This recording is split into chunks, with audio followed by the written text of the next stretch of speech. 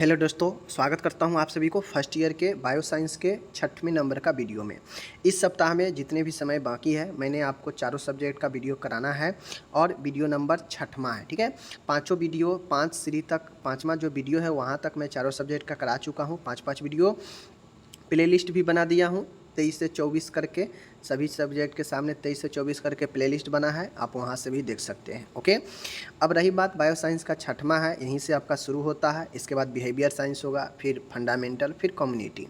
तो इस वीक में हमारे पास 4 दिन समय और है, संडे हटाकर, और इस 4 दिन कंटिन्यू आपका जो है वीडियो आएगा। ओके, अभी ये स्टार्टिंग है इसलिए हम थोड़ा सा जॉली मूड में आप लोग को पढ़ा रहे हैं और इसी टाइप से पढ़ना भी चाहिए। उसके बाद जैसे जैसे समय बीतेगा पिकअप पकड़ेंगे और कंटिन्यू पढ़ाई जो है आप लोग को होते रहेगा, सब्जेक्टिव ऑब्जेक्टिव सब चीज़ का। ओके, फिलहाल बायो साइंस का 6वां नंबर का वीडियो है, चलिए हम लोग देखते हैं। आज का जो मेरा टॉपिक होने वाला है आप सभी के सामने, वो देख सकते हैं यहाँ पे स्पष्ट रूप से आप देख सकते हैं, ब्लड के ऊपर। आज मेरा टॉपिक है ब्लड के ऊपर, और ब्लड पढ़ने के बाद आपके एग्ज़ाम में ब्लड से रिलेटेड कोई भी क्वेश्चन पूछेगा तो आप बना देंगे। ओके, चलिए हम यहाँ पे आज शुरू करते हैं। रक्त से आप क्या समझते हैं? रक्त के प्रमुख घटक को समझाइए। यानी हमसे पूछ रहा है कि भाई ब्लड होता क्या है, ब्लड जो हम लोग रक्त आम तौर पर देखते हैं उसमें क्या क्या पाया जाता है, उस चीज़ के बारे में हमसे पूछ रहा है। ओके, चलिए यहाँ पे हम लोग अच्छे से देखते हैं। सबसे पहले रक्त क्या होता है। हम लोग जानते हैं कि रक्त जो है कटा, बहने लगा तो हम लोग समझ लेते हैं ओ ये रक्त है। बिल्कुल वो रक्त है भी, ब्लड है भी, बट हम लोग और जो नहीं जानते हैं, जो नहीं पढ़े, वही समझेंगे कि हाँ ब्लड एक लिक्विड है, एक तरल है जो बॉडी के अंदर रहता है और वो कटने फटने पर निकलने लगता है शरीर से बाहर। लेकिन रियलिटी में इसका क्या इम्पोर्टेंस है, यह क्या सिर्फ और सिर्फ लिक्विड ही होता है या फिर इसमें कोई ठोस भी होता है, सारा चीज़ बताऊंगा आपको। तो ब्लड के बारे में चलिए हम दिखाते हैं। देखिए, रक्त एक आपका कनेक्टिव टिश्यू है। रक्त क्या है? एक कनेक्टिव टिश्यू है क्योंकि रक्त का जो भी सेल होता है एक दूसरे से कनेक्ट रहता है। ठीक है, इसीलिए ना कनेक्ट रहता है, तो देखते होइएगा कि वह जमने के बाद जो है एक क्लॉट बना देता है एक साथ। उसी प्रकार से ब्लड जो है ऐसा थोड़ी ना है एक ब्लड इधर, एक ब्लड इधर, एक ब्लड इधर बॉडी में जो है मूवमेंट करता है। यह एक पानी की तरह देखते होइएगा। उसी प्रकार से रक्त हमारा एक तरल संयोजी ऊतक है, और यह रक्त वाहिनी मतलब समझ रहे हैं, ब्लड वेसल्स, जो ब्लड की नली है उसमें जो है बहने वाला एक चमकदार लाल रंग का चिपचिपा द्रव होता है। तो ब्लड क्या है, रक्त क्या है? रक्त एक तरल संयोजी ऊतक है, यह भी एक कोशिका है। ठीक है, जो रक्त वाहिनी, जो ब्लड वाहिनी में, रक्त वाहिनी में बहने वाला एक चमकीला चिपचिपा द्रव है। समझ गए चीज़ों को? रक्त वाहिनी यानी रक्त के नली में, रक्त की नली के सहायता से संपूर्ण शरीर में यह एक स्थान से दूसरे स्थान तक बिना किसी रुकावट के बहते रहता है। रक्त जो होता है एक पानी का जो नली होता है, और पानी के नली में अगर कोई रुकावट न हो तो वह आराम से जो है जहाँ से पानी निकल रहा है और जहाँ तक पहुँचाना है वह नली के माध्यम से पहुँच जाता है। उसी प्रकार से हमारे बॉडी में जो बहुत सारे ब्लड के, रक्त के नली है, ब्लड वेसल्स है, उस ब्लड वेसल से होकर यह रक्त बिना किसी रुकावट के शरीर के एक स्थान से दूसरे स्थान तक बिना किसी रुकावट के बहता रहता है। बातें को समझ गए?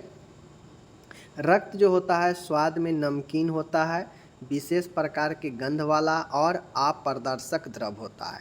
अपारदर्शक द्रव करने का मतलब होता है कि आप इससे होकर किसी दूसरे चीज़ को नहीं देख सकते। जैसे आप रक्त को एक वाइट ग्लास में रख दीजिए जिससे आप कुछ आर पार देख सकते हैं चीज़ों को। तो रक्त को अब अगर आप एक ग्लास में रख दिए, शीशा में, ठीक है, और आप उसको बाद इस पार से उस पार देखने का प्रयास करेंगे तो नहीं दिखेगा। जबकि आप पानी को रख दे एक ग्लास में और देखेंगे तो इस पार की चीज़ उस पार को दिखेगा। तो कहता है रक्त आपका अपारदर्शक द्रव होता है, विशेष गंध वाला, नमकीन भी होता है। ओके, इसका जो नेचर होता है वह क्षारीय होता है। आप लोग जानते हैं 7 से जैसे ही कम होता है तो 7 से कम वाला अम्लीय, ठीक है, 7 से जो ज़्यादा वाला होता है आपको पता होना चाहिए, 7 से ज़्यादा वाला क्षारीय होता है। तो लगभग पीएच मान ब्लड का जो होता है 7.4 होता है, इतने ही होता है। तो यह क्षारीय में जाएगा, तो यह क्षारीय होता है। ठीक है, पीएच मान यहाँ पे दिया गया है। धमनियों का जो रक्त होता है अधिक चमकीला, लाल व क्षारीय होता है। अब यहाँ पे आपको बता दूँ, मैं यहाँ पे आपको क्लियर कर दूँ कि आप नली के बारे में पढ़ेंगे, धमनी, सीरा, ठीक है, कैपिलरी, केशिकाएँ, इन सब के बारे में पढ़ेंगे। बट ये जान लीजिए कि हमारे बॉडी में बहुत सारे नली है, बहुत सारे प्रकार के नली है रक्त बहने वाला में भी। एक है जो बॉडी को ऑक्सीजन वाला ब्लड पहुंचाता है, शुद्ध ब्लड। एक है जो शरीर के अन्य हिस्सों से जो ऑक्सीजन को ऑक्सीजन वाला नहीं होता है, जो डीऑक्सीजनेट होता है, कार्बन डाइऑक्साइड वाला होता है, वह ब्लड को शुद्ध करने के लिए ले जाता है फेफड़ा हृदय की तरफ। तो इसी प्रकार से जो धमनी होता है उसमें शुद्ध रक्त बहता है, लाल रक्त चमकीला होता है, शुद्ध वाला, ठीक है, क्षारीय होता है, क्योंकि यह ऑक्सीजन वाला ब्लड होता है। ठीक है, धमनी में। जबकि समान तापक्रम में रक्त का जो अपेक्षित घनत्व होता है, अब यहीं पे बात करेगा कि रक्त का डेंसिटी कितना होता है। ठीक है, तो यहाँ पे देख लीजिए 1.055 से 1.062 इतना इसका डेंसिटी घनत्व रहता है। एक स्वस्थ व्यक्ति में 4 से 6 लीटर ब्लड होता है। ठीक है, कहा जाए तो 5 से 6 लीटर पुरुषों में और 4 से 5 लीटर जो है स्त्रियों में होता है।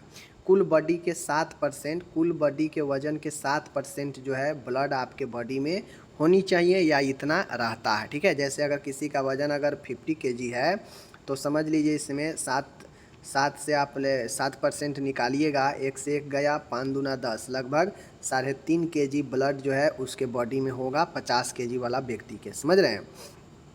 सिराओं में बहने वाला रक्त बैंगनी व गहरा होता है क्योंकि यह रक्त अशुद्ध होता है। अब मैं आपको ये भी बता दिया कि धमनी में कैसा रक्त बहता है, तो धमनी में शुद्ध बहता है, चमकीला, ऑक्सीजन के कारण। ठीक है, ज़्यादा लाल होता है। जबकि जो वेन वाला होता है, सीरा वाला, उसमें डार्क और गहरा लाल रंग का होता है क्योंकि इसमें अशुद्ध होता है, डीऑक्सीजनेट ब्लड होता है। तो ओवरऑल ब्लड के बारे में देख लिए कि ब्लड का नेचर क्या होता है, ब्लड किस में कौन सा ब्लड जो है मूवमेंट करता है बॉडी में पूरे। ठीक है, ब्लड का काम है ऑक्सीजन सप्लाई करना, हार्मोन को एक स्थान से दूसरे स्थान तक भेजना। ठीक है, पूरे बॉडी में कोशिकाओं को ऑक्सीजन देना। ठीक है, क्योंकि फेफड़ा से लेकर ऑक्सीजन यह देता है सभी पार्ट में। उसके बाद यह जो भी पोषक हम लोग खाते हैं, तो हम लोग चावल, रोटी या जो भी चीज़ खाते हैं, ऐसा नहीं है कि खाने के बाद वही जाके हमारे बॉडी में लग जाता है। हम कोई भी चीज़ खाते हैं उसका रस बनता है और वह रस जो है ब्लड में मिलता है और वह ब्लड जो है उसको पोषण के रूप में शरीर के अन्य हिस्सों तक क्या करता है, फैला देता है।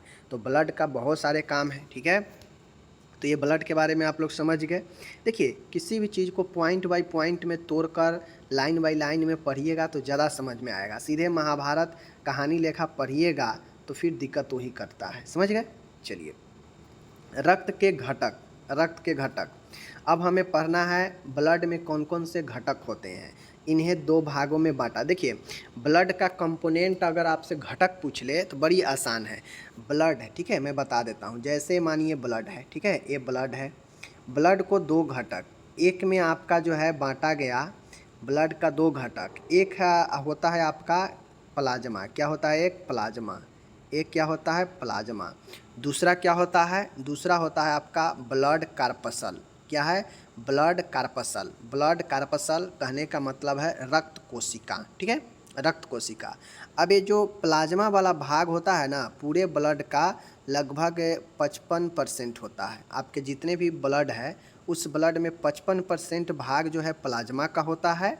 जबकि जो ब्लड कार्पसल्स है, इस ब्लड कार्पसल्स में आपका आरबीसी होता है। ठीक है, ध्यान दीजिएगा, आरबीसी, डब्ल्यूबीसी होता है, ध्यान दीजिएगा, डब्ल्यूबीसी होता है इसमें, और साथ में प्लेटलेट होता है। ठीक है, प्लेटलेट जो है आपके होते हैं। ओके, तो मैं एक बार आप क्लियर कर देता हूँ। जैसे मानिए ये ब्लड है, ठीक है, मैं आपको क्लियर कर देता हूँ, ध्यान से देखिएगा।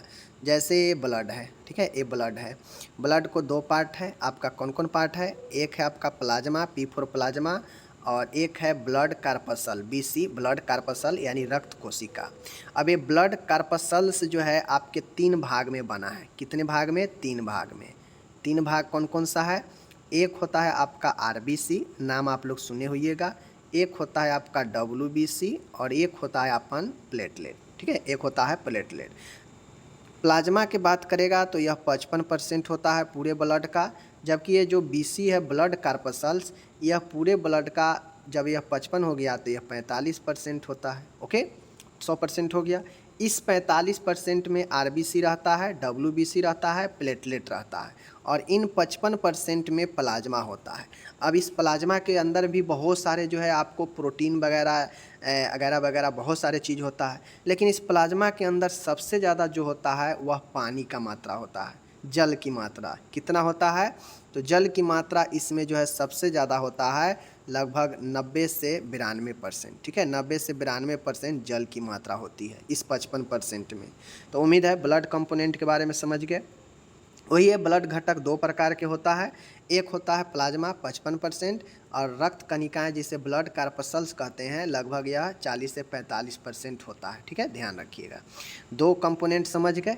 चलिए, रक्त देखने में तरल होता है, अभी ऊपर बता दिए तरल संयोजी है, परंतु यह द्रव एवं ठोस भाग से निर्मित है। अब समझ में आएगा। देखिए, बहुत लोगों को लगता है, जो नहीं जानते हैं नहीं पढ़ते हैं, उनको लगता है कि ब्लड पानी के जैसे बहता है तो यह तरल है, मतलब लिक्विड है, लेकिन ऐसा नहीं है। ब्लड जो होता है ये ब्लड द्रव से मिलकर और ठोस से मिलकर बना है। क्योंकि जो हम लोग RBC देखे हैं, RBC और WBC जो देखे हैं, ओके, और ये जो प्लेटलेट हम देखे हैं, यह सब कोशिका है। ठीक है, ये सब क्या है? एक कण है, कोशिका है, और यह कोशिका एक ठोस के रूप में है। ठीक है ना।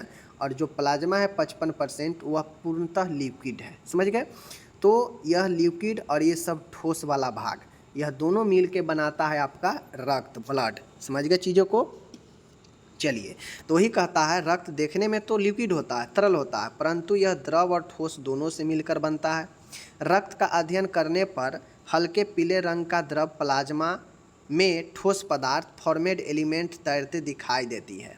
द्रव रक्त का द्रवीय पदार्थ प्लाज्मा होता है, जो रक्त का 55% होता है। रक्त में ठोस पदार्थ रक्त कोशिकाएं, यह रक्त का 45% भाग बनाते हैं। ठोस पदार्थों में निम्नलिखित कण होते हैं। अभी मैंने आपको बता दिया कि लगभग रक्त में जो 55% प्लाज्मा है, यह क्या है? द्रव के रूप में हल्के पीले रंग का जो पदार्थ होता है वो होता है। ठीक है, और इसके ऊपर जो तैरता हुआ ठोस पदार्थ होता है ब्लड में, वह 45% भाग होता है, जिसमें आपका RBC, जिसमें आपका WBC, जिसमें आपका प्लेटलेट होता है। बातें को समझ गए? और ये जो 55% प्लाज्मा है, यह पूर्णतः द्रव है, द्रव वाला भाग है, हल्के पीले रंग का। ठीक है, अब यहाँ पे बात आ रहा है कि रक्त में ठोस पदार्थ रक्त कोशिकाएं होती है। अब मैंने अभी बता दिया कि संपूर्ण ब्लड में 55% प्लाज्मा है, और यही प्लाज्मा तरल होता है, द्रव वाला। 45% जो बचता है ब्लड कार्पसल, रक्त के कोशिका, यह 45% ठोस वाला भाग होता है, जिसमें RBC, WBC, प्लेटलेट होता है। पता चल गया? ठीक है, तो ये 45% जो ठोस वाला भाग है, इसमें कौन कौन से चीज़ होते हैं? चलिए, हम यहाँ पे देख लीजिए, सारा के सारा इंग्लिश मैंने यहाँ पे दे रखा है। ठीक है, चलिए, कंपोनेंट भी दे दिया है यहाँ पे, टोटल ध्यान में रखिएगा। अब जो कंपोनेंट होता है, अभी मैंने आपको बता दिया कि इसमें जो 45% भाग में जो जो ठोस वाला भाग पाया जाता है, उसमें RBC, रेड ब्लड सेल, जिसे एरिथ्रोसाइट कहते हैं, श्वेत रक्त कोशिकाएं या इसी को ल्यूकोसाइट कहते हैं, जिसे हम लोग ल्यूकोसाइट कहते हैं, और प्लेटलेट या इसी को थ्रोम्बोसाइट कहते हैं, जो कि ये 3 कंपोनेंट आपके ब्लड में पाए जाते हैं। चीज़ों को समझ गए? और ये तीनों ठोस के रूप में आपके जो प्लाज्मा वाला जो द्रव वाला भाग है उसके ऊपर तैरते रहता है। ठीक है ना? चीज़ों को समझ गए? चलिए, तीनों याद रहेगा, आप लोग शुरू से जानते हैं। देख लीजिए, अब हम लोग कुछ प्लाज्मा के बारे में जानते हैं। प्लाज्मा एक साफ पीले रंग का तरल पदार्थ है। देखिए, हम लोग जो ब्लड का सैंपल चेक कराते हैं ना, वो प्लाज्मा का ही चेक होता है। कितना प्रोटीन है, कितना क्या है, वो यही चेक होता है, प्लाज्मा का ही चेक होता है। ठीक है, वो तो कोशिका है। वो जो ब्लड का अन्य हिस्सा 45% वाला भाग है, वो तो कोशिका है। ठीक है, मेन जो चेक होता है प्लाज्मा का ही चेक होता है ब्लड में। चूँकि ब्लड में जो लिक्विड होता है वह प्लाज्मा वाला ही है, और वह क्या है? हल्के पीले रंग का तरल पदार्थ होता है, जो थोड़ा चिपचिपा होता है। जो क्या होता है? थोड़ा चिपचिपा होता है। और इसी प्लाज्मा के चिपचिपा होने के कारण पूरे रक्त का जो होता है वो चिपचिपा हो जाता है, जिसमें घुले हुए प्रोटीन होता है, खनिज, ion, glucose, hormone, carbon dioxide होते हैं, जिसमें रक्त कोशिकाएं भी शामिल है।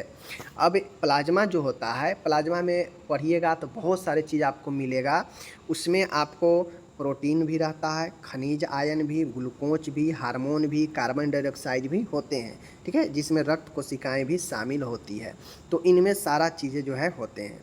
प्लाज्मा का लगभग 90% हिस्सा पानी से बना होता है। अभी मैंने ऊपर बताया कि पूरे रक्त का 55% तो हो गया प्लाज्मा, और ये 55% प्लाज्मा का 90% भाग जो है वह पानी का रहता है, ठीक है।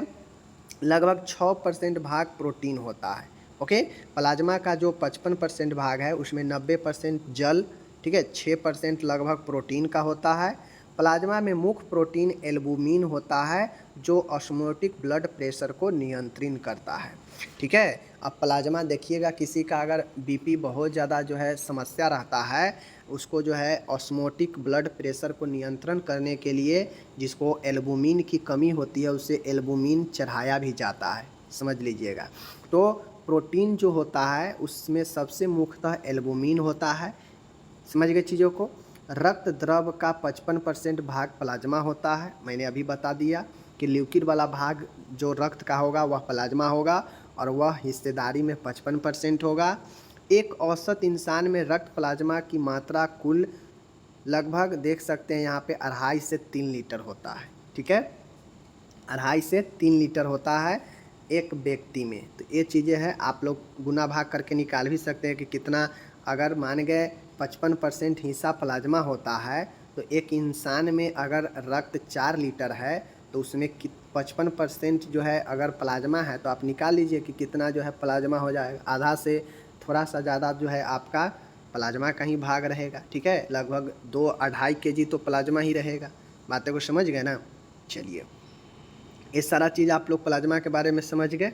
चलिए, अब आता है रक्त कोशिका। प्लाज्मा के बारे में एक भाग 55% वाला प्लाज्मा के बारे में समझ गए। देखिए, प्लाज्मा में आपका बहुत सारे चीज़ होता है, उसको डिटेल से पढ़िएगा तो आपको पता लगेगा कि प्लाज्मा में कौन कौन से प्रोटीन पाया जाता है, ठीक है, कौन कौन से खनिज होता है, ओके, कितना जल होता है, जल तो बता ही दिए।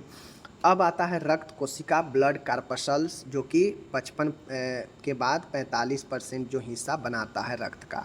इन 45 में 3 है, आरबीसी, डब्ल्यूबीसी, प्लेटलेट। तो उसके बारे में जानेंगे। रक्त कोशिका के बारे में समझ लीजिए। यह रक्त द्रव का लगभग 45% हिस्सा बनाता है। जब 55 प्लाज्मा है तो 45 आपका यही है, रेड ब्लड कार्पसल्स, रक्त कोशिका।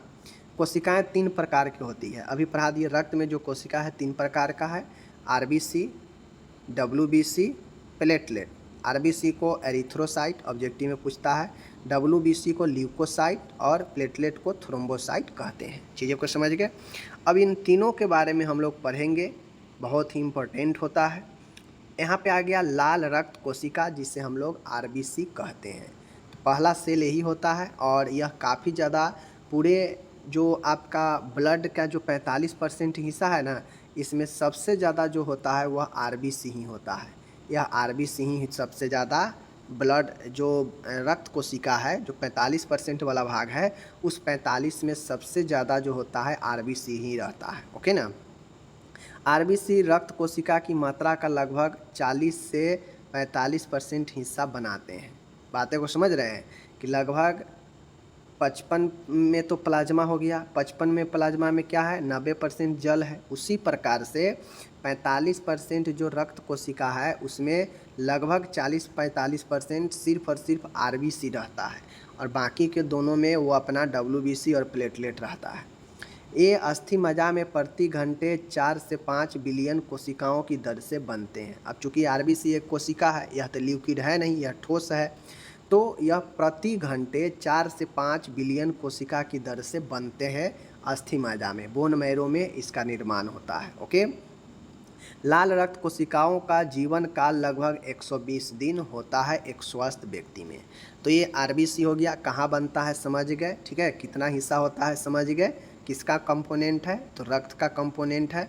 रक्त के कौन से भाग का कंपोनेंट है, तो रक्त कोशिका, ब्लड कार्पसल्स का यह जो है भाग है। बातें को समझ गए। चलिए, और भी समझिए। वे प्लीहा अंग में नष्ट हो जाते हैं, बनते कहाँ हैं, बोन मैरो में, अस्थि मज्जा में, बट ख़त्म कहाँ पे हो जाता है, तो प्लीहा में जाके नष्ट हो जाता है, जिसे आरबीसी का कब्रिस्तान कहा जाता है। अब कब्रिस्तान में जिस प्रकार से कोई डेथ कर जाता है तो उसको जाके वहाँ पे नष्ट कर देते हैं, दफना देते हैं, उसी प्रकार से आरबीसी को जो है दफन का काम कौन करता है? प्लीहा, इसे कब्रिस्तान भी कहते हैं। आरबीसी हीमोग्लोबिन के उपस्थिति के कारण लाल रंग के होते हैं, जो एक लौह युक्त जटिल प्रोटीन जो ऑक्सीजन ले जाता है। अब आरबीसी का पूरे रक्त का रंग लाल क्यों होता है? इसी हीमोग्लोबिन के कारण होता है। पूरे रक्त में अगर हीमोग्लोबिन ना हो तो ऑक्सीजन भी जो है बॉडी के अंदर सप्लाई नहीं होगा और साथ में रक्त आपका लाल भी नहीं दिखेगा। ठीक है, तो रक्त का लाल किसके कारण होता है? हीमोग्लोबिन के उपस्थिति के कारण रंग लाल होता है, और यह एक लौह युक्त जटिल प्रोटीन है जो ऑक्सीजन को पूरे बॉडी में ढोने का, कैरी करने का काम करता है। अगर हीमोग्लोबिन के बॉडी में कमी होता है, ऑक्सीजन कमने लगता है, ब्लड की क्षमता कमने लगेगा, वही लोग कहता है कि एनीमिया हो गया है। ठीक है, आपके बॉडी में जितना हीमोग्लोबिन का लेवल कमेगा, ऑक्सीजन का वहन क्षमता कमेगा, शरीर पीलापन पड़ने लगेगा और आपका जो ब्लड प्रोड्यूसर है वो भी कमेगा। ठीक है ना, समझ गए? ये विभिन्न रक्त प्रकारों को परिभाषित करने के लिए जिम्मेदार है। लाल रक्त कोशिका हीमोग्लोबिन और झिल्ली से बनी होती है, जिसमें प्रोटीन और लिपिड होते हैं। बातें को समझ गए? तो आरबीसी के बारे में मैंने आपको बता दिया कि यह हीमोग्लोबिन झिल्ली से बनी एक प्रोटीन और लिपिड होता है। ओके, कोई दिक्कत नहीं। यहाँ पे इंग्लिश दिए गए हैं, इंग्लिश आप लोग यहाँ से लिख सकते हैं। ओके, अब आता है श्वेत रुधिराणु। श्वेत रुधिराणु कहने का मतलब है WBC। अब WBC यह रंग में लाल तो दिखता नहीं है, लेकिन आपके बॉडी के लिए जितना RBC महत्वपूर्ण है उतना यह WBC भी महत्वपूर्ण है। ठीक है, कैसे महत्वपूर्ण है देख लीजिए। व्हाइट ब्लड सेल WBC इसी को ल्यूकोसाइट कहते हैं। कुल रक्त कोशिका की मात्रा का केवल 1% हिस्सा होता है। देखिए, आपके जो रक्त कोशिका कितना है, ब्लड कार्पसल 45%, इस 45 में 40 से 45% आरबीसी का है, और इस 45% का सिर्फ 1% हिस्सा ही जो है आपका WBC का होता है। कितना का? WBC का मात्र 1% ही WBC आपके पूरे रक्त कोशिका, पूरे ब्लड का नहीं। पूरे ब्लड तो 100% है, उसमें प्लाज्मा भी है, ब्लड कार्पसल्स भी है। नहीं, सिर्फ ब्लड कार्पसल जो कि 45% भाग है, उस 45% का 1% भाग जो है आपके WBC का आपके शरीर में महत्वपूर्ण भूमिका निभाता है। श्वेत रक्त कोशिका ग्रेनुलोसाइट, मोनोसाइट और लिम्फोसाइट से बनी होती है। अब ये जो WBC होता है, WBC का अलग अलग जो है आपका प्रकार है WBC का भी, जैसे ग्रेनुलोसाइट, मोनोसाइट, लिम्फोसाइट, ये तीनों जो है आपका साइट वाला जो है इसका ही प्रकार है, ल्यूकोसाइट का ही। ठीक है, याद रखिएगा। कभी कभी श्वेत रक्त कोशिकाओं में मास्ट कोशिका भी देखी जाती है। कभी कभी होता यह है कि WBC में एक मास्ट कोशिका, मास्ट सेल जिसे कहते हैं, वो भी देखने को मिलता है। रक्त में मौजूद ग्रेनुलोसाइट न्यूट्रोफिल, ठीक है, डेसिनोफिल और बेसोफिल से बने होते हैं। देखिए, रक्त में मौजूद जो ग्रेनुलोसाइट न्यूट्रोफिल होता है, यह डेसिनोफिल और बेसिनोफिल से बने होते हैं। ओके, बने होते हैं। वे शरीर की प्रतिरक्षा प्रणाली का हिस्सा है। जो ग्रेनुलोसाइट न्यूट्रोफिल होता है, यह शरीर के इम्यूनिटी सिस्टम का एक हिस्सा है।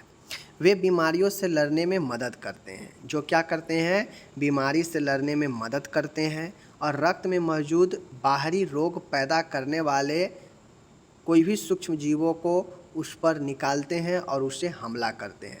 तो WBC बेसिकली आपके बॉडी में क्या करता है? रोग प्रतिरोधक क्षमता उत्पन्न करता है।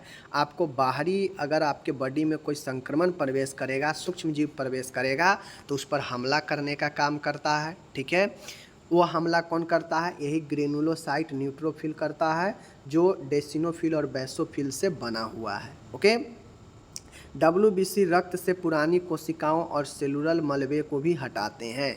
WBC क्या करता है कि मृत पड़े हुए कोशिकाओं को, जो ब्लड में मृत कोशिका है, उसको जो है हटाता है, और उसको जो है, जो हटने के बाद जो मलबा होता है उसको हटाता है, बेकार के पदार्थ। ये कोशिकाएं रंगहीन होते हैं। WBC रंगहीन पदार्थ होता है, क्योंकि उनमें हीमोग्लोबिन नहीं होता है, वे अस्थि मज्जा से भी लगातार उत्पन्न होते रहते हैं।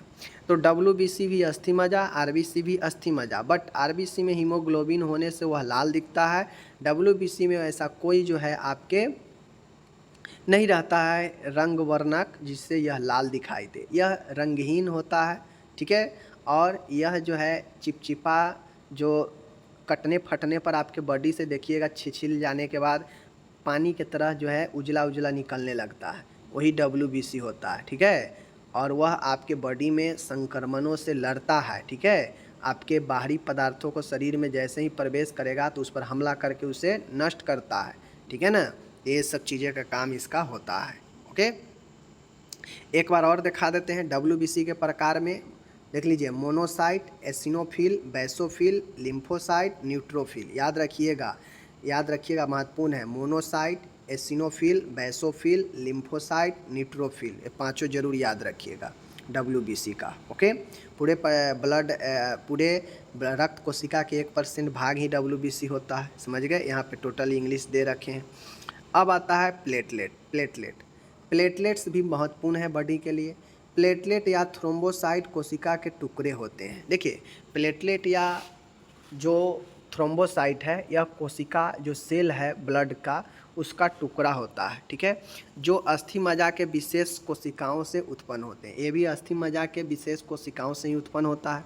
इनमें घने कणिकाएं, अल्फा कणिकाएं, लैम्बडा कणिकाएं उनके घटक के रूप में होते हैं, ठीक है। इसमें प्लेटलेट में घने जाल जैसे कणिका, अल्फा कणिका, लैम्बडा कणिका उनके घटक के रूप में होते हैं। किनके घटक? प्लेटलेट का। वे रक्त को नियंत्रित करते हैं और रक्त के थक्के बनने में मदद करते हैं। अब ये जो घनेकार जो कणिका होता है प्लेटलेट में, वह रक्त को नियंत्रण करके रक्तस्राव को थक्का बनने में मदद करता है। तभी देखते हुइएगा कि कट फट जाएगा तो आपका ब्लड ही एक जो है जाल सा बना देता है, और वो जो है ब्लड क्लॉट को मजबूत करता है, जिससे अनावश्यक ब्लड शरीर से नहीं बहता है, ठीक है। मानव शरीर में 2 से 5 लाख प्लेटलेट होते हैं। एक नॉर्मल व्यक्ति में 2.5 से जो है 3 लाख के बीच में जो है प्लेटलेट होनी चाहिए। ये बातें ध्यान में रखना चाहिए, ठीक है। तो इस प्रकार से यह प्लेटलेट होता है, और प्लेटलेट के बारे में कुछ ज़्यादा है नहीं। यह ब्लड क्लॉटिंग फैक्टर जो है होता है, रक्त को थक्का बनाने में मदद करता है, ठीक है ना। और यह काफ़ी महत्वपूर्ण होता है। इसके कमी होने से शरीर में कमजोरी सा छाने लगता है, समझ गए। इसके कमी होने से ये बताता है कि आपके बॉडी में कोई संक्रामक चीज़ फैला हुआ है, जैसे डेंगू वगैरह। बातें को समझ रहे हैं ना। तो यही प्लेटलेट होता है। प्लेटलेट समझा दिए, यहाँ पे इंग्लिश दिया गया है। अब यहाँ पे मैंने आपको अच्छे से क्लास ब्लड के बारे में जानकारी दे दिया। अब रह गई बात, ब्लड का फंक्शन पूछता है कि रक्त का क्या काम है। तो मैंने पहले ही बता दिया कि रक्त का क्या काम है। तो यह पोषण को एक जगह से दूसरे जगह कैरी करता है, ढोता है, ऑक्सीजन को कैरी करता है, ठीक है। हार्मोन को जो है यह हार्मोन को एक स्थान से दूसरे स्थान पहुंचाता है, ठीक है ना। यह पोषक पदार्थों को शरीर के अन्य हिस्सों में पहुंचाता है। यह ऑक्सीजन वहन करने का काम करता है, मतलब ऑक्सीजन को शरीर के अनेक जगहों तक ले जाता है, ठीक है ना। यह वेस्ट पदार्थों को जो है क्या करता है, बाहर निकालता है किडनी के माध्यम से, समझ गए। तो इसका बहुत सारे जो है काम है ब्लड का। तो मैंने अभी भी बता दिया, और आगे हम इसका फंक्शन बता देंगे, टेंशन नहीं लीजिए, ओके। धन्यवाद।